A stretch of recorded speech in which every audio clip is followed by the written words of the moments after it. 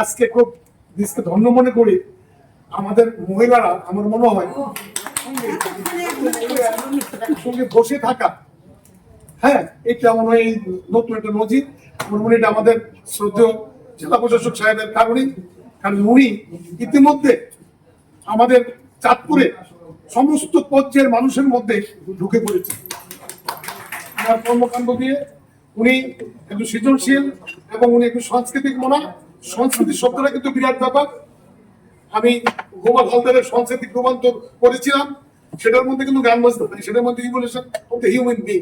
যাই হোক, আজকে আমি উপজেলার যারা কষ্ট করে আসছেন বিভিন্ন দূর দূরান্ত থেকে, তাদের কাছে আমি কৃতজ্ঞ যে আজকে আপনারা আমাদের জেলা প্রশাসনের সাথে আমরা যে মত বিনিময় করলাম, এই সভাকে আপনারা সফল করেছেন, এর জন্য সবাইকে ধন্যবাদ।